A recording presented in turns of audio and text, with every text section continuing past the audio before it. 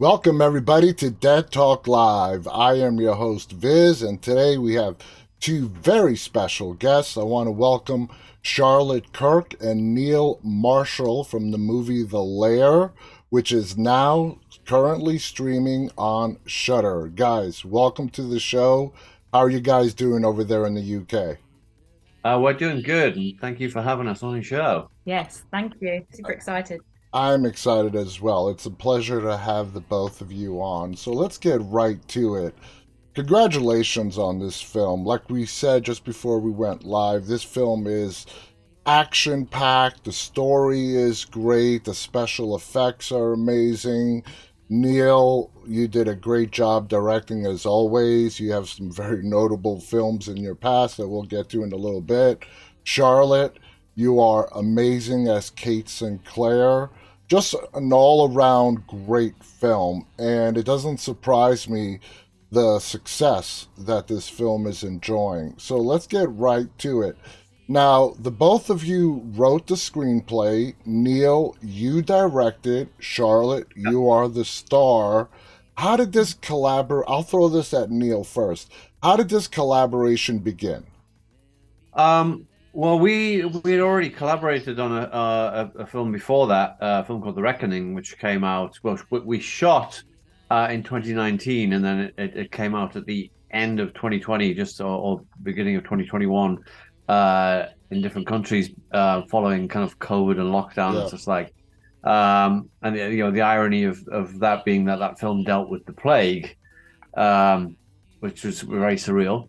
But then what we went into a kind of a second lockdown at that point, and we were looking for something to try and do that year that maybe we could do a film of, keep it a low budget film, keep it contained, shoot it somewhere where we'd be outdoors a lot, Mm-hmm. that maybe we could work within the kind of, the COVID restrictions.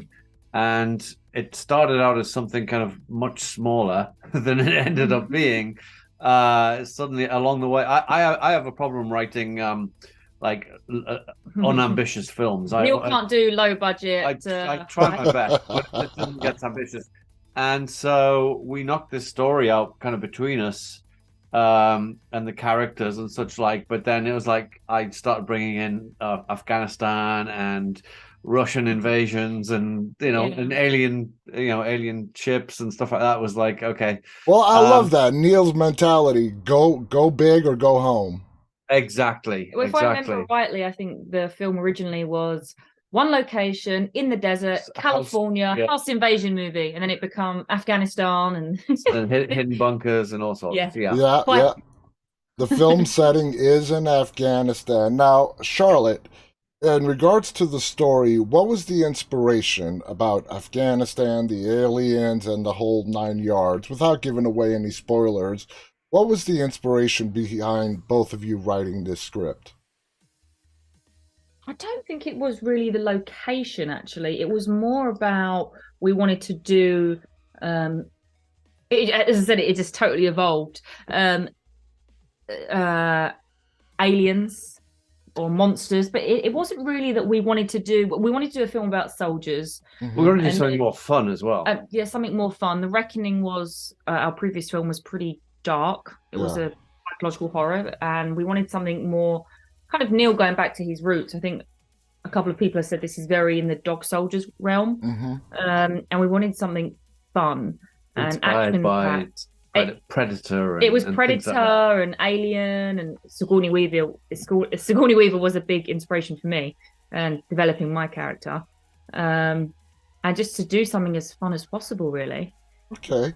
Now, Charlotte, how much military knowledge did you have, and how much did you have to research to get into the mindset of Kate? Yeah, I didn't have much knowledge beforehand, that's for sure. I mean, I know Neil loves all of that kind of stuff, but I haven't played anyone like Kate Sinclair before. I was lucky enough to speak to a real British fighter pilot that helped a lot, and it was actually my first proper action-packed role as well. The first time I fired a gun.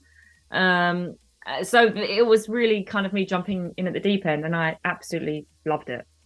Now, Absolutely, so much Neil, fun. you mentioned prior films like Alien and whatnot, and they're serving as an influence. Was that sort of subconsciously, or did you want to sort of pay tribute to films like Alien and The Thing? I saw some semblance to Oh The yeah. Thing in the I movie. can't help it. I wear my influences very much on my sleeve. It's like the films that I love just creep in there, and maybe on a subconscious level. But yeah, there's certainly references to The Thing. But there's a whole subgenre of like monsters and soldiers movies, which I say, obviously Dog Soldiers is part of that. But then there's the Predators and the Aliens, and way before that, things like Invaders from Mars and stuff like Yeah. that had soldiers going underground and battling these aliens. And I just wanted to sort of take that to the next level and make something that was both fun but really intense. Like I wanted to, certainly by the last half of the film to get it seriously intense, so that people were Hmm. like hearts racing through get the last section. And that is absolutely achieved. Neil, how much of the effects that we see on the screen are practical and how much are CGI? In terms of the creatures themselves, that's 98% practical. We certainly we cleaned up some of the like sometimes you could see like the joins on the suits and things like that, so we cleaned those up a little bit, or made on a couple of shots we made their jaws kind of extend really wide open more than anybody could. So there's things like that, but there were practical guys in suits on sets, and then the other visual effects are things like matte paintings and landscape extensions and things like that, because we actually made the film in Budapest, Oh, uh, and yet it looks like it's in the middle of it Afghanistan. does. We shot it in a lot of quarries outside of Budapest, and in the heat of summer. And I think with these beautiful visual effects shots that show desert landscapes, it's just the illusion is complete. Charlotte, what is it like for you working with practical effects as opposed to you doing your thing behind a green screen and then everything is put in post production? What kind of Mhm. effect did that have on you? Oh, it just made it so much easier. You're not, interacting with, you know, you're Nothing. interacting with Yeah, nothing yeah. exactly. Especially with this, the It stunt wasn't a team. tennis ball on a stick. It was Exactly. a real guy who was Yes. throwing you around the room or whatever, which is Yeah, and the stunt team were amazing. The men that were in the suits were incredible. I mean, they were real great stunt guys, and it just makes it just so more believable as an actor. And I think, as you said, it makes it feel timeless as well, doesn't it? Hmm. Yeah. Like it doesn't age at all. It doesn't age. So, yeah.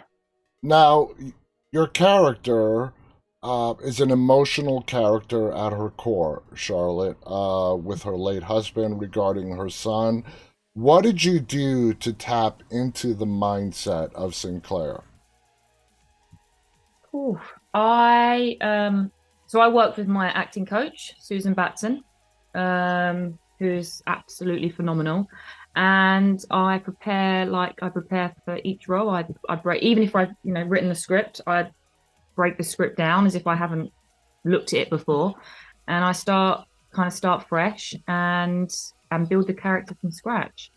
Um, You went into a wants and a needs and yeah, wants and needs. weaknesses Does and it a strength. help you to build a backstory just for you to help you get into that character? Absolutely. Oh yes, absolutely. Backstory, needs, flaws. What does she want? How is she going to get out of this situation? How does she feel? With her other the characters around her. Um, and each day getting into that. There's techniques that I do. But it's not. It's kind of lots of different things. I don't say, oh, I'm a method actor or I'm Meisner or I kind of do a little bit of everything. Take Okay. what I like and see Now, what works for me. this film being action from start to finish, how physically intensive was it for you in front of that camera? Did you want to do as many of the stunts yourself? How many were stunt doubles? Tell us about that. Well, I've only got myself to blame, right? When I was writing this, I was like, wow, okay. I did have a stunt double.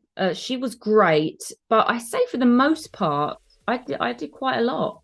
I mean, where I get hit by the car, and when there's a few obviously obvious things, but and she helped a lot with the firing of the gun, because it was my first time. But I mean, I did most of that, didn't I?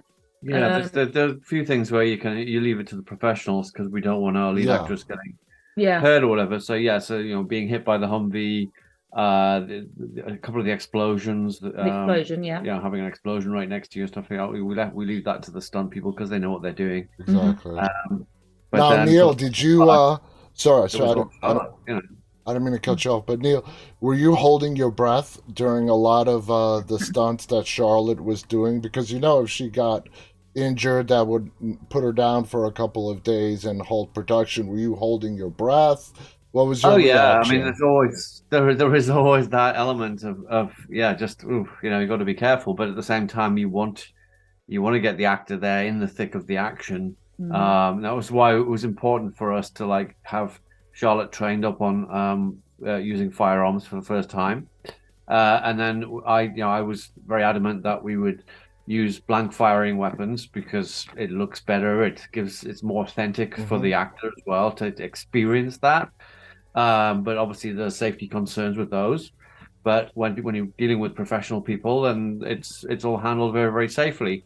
And it just looks better on screen at the end of the day. And Charlotte was very cool and competent with the weapons, with the stunts, we did fight training for a few weeks in advance, working with the stunt team, and just got yourself into a really kind of comfortable place with it, and were surrounded by a team of professionals who were there to make sure she stayed safe.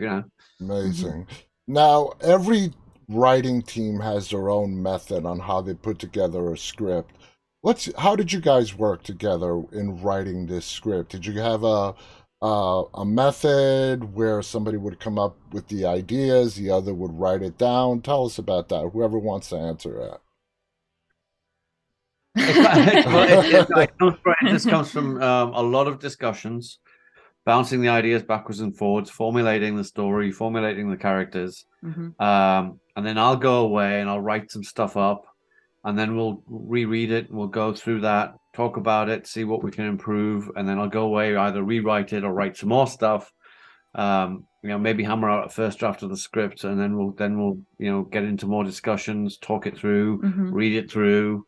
And it's an ongoing process. I mean, we really don't stop rewriting until, even while you're shooting. Yeah. I avoid that if I can, but sometimes it's essential. But I think on the Lair, the script was pretty much locked down by the time we were filming. But I will rewrite right up to the last minute in terms of just before the shoot. I think anything if it's going to make it better.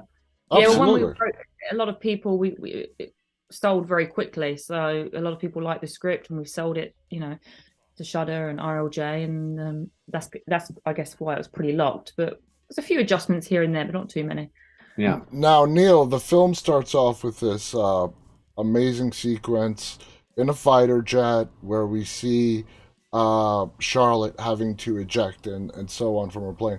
How difficult was that for you to shoot that? It was difficult. I was in a plane, okay? I learned how to fly a plane. I did a Tom Cruise, okay? Well, yeah, it was. And it's funny because I'm wearing my Maverick t-shirt. I know too. you're wearing your Maverick. Very cool. Maverick t-shirt. I thought, yep, that's Charlotte. It was another case of just being incredibly ambitious. Having some great visual effects and things like that. I mean, the truth of it was that we shot Charlotte in against a green screen in a car park. Yeah. With some guys shaking the chair and not getting all the footage and the dialogue, and then we had some footage of and it was footage of an actual jet plane, which we then essentially kind of comped her into, and then and did it that way. I mean, it's just very smart visual effects. And that's a green screen you want. That's a green screen. That absolutely. Definitely. Absolutely. Now, Neil, like we said, you've directed some very notable films in the past. like The Descent, The Reckoning, and so on. Does each film hold its own special place in your heart? How would you compare The Lair to, let's say, like the Descent? Very popular film. Um, it's a like you say, each one is a very very different animal, and each one presents a whole different set of challenges. You're never doing the same thing twice.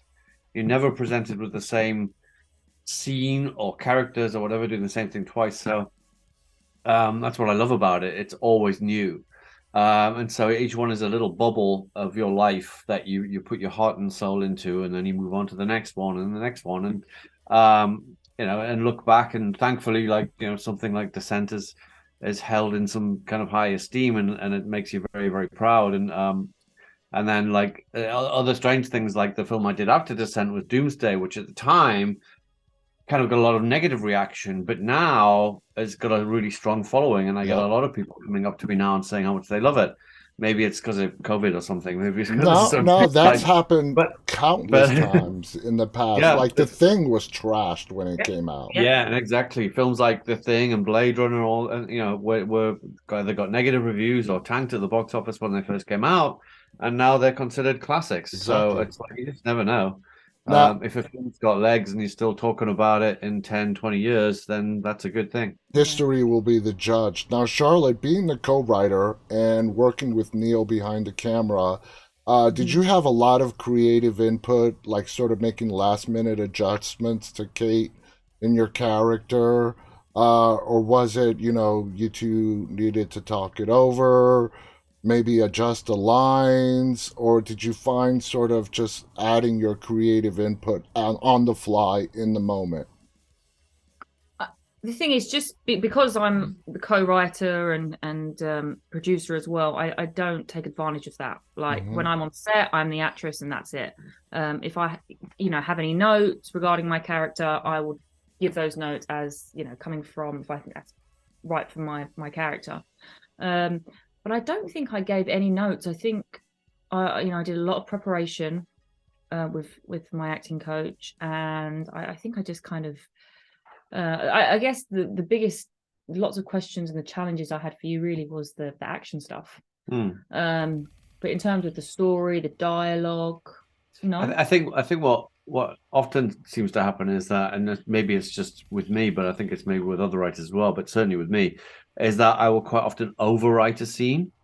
And then once you actually start working with the actors and you start bouncing it around, and then the actors come and say, well, what if I just didn't say this part, or we could simplify it, and we start to work ways of like getting rid of all the fat that you put into it, simplify it down to its core essence, and get on and over with get into the scene much quicker, and that streamlining effect. I mean, that's a process that comes between me and the cast. And we're all part of that process. Less is more show, and it ends up making things better. Yeah. Well, you guys did a fantastic job. Again, to our audience, the film is called The Lair. It is now available on Shudder.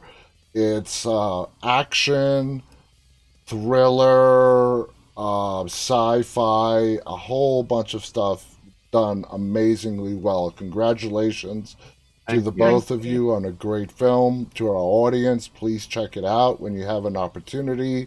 I want to thank our guests, Charlotte Kirk, Neil Marshall. I want to thank our audience, those of you who are tuning in live and those who will be watching this later on. You guys have any final thoughts you want to share before we go? Just we hope that everybody enjoys The Lair as much as you did. Watch the film and enjoy. Absolutely. Have fun with it. Crack open a beer and have a watch of it. It's a great, entertaining film. Thank you again. Thank you to our audience.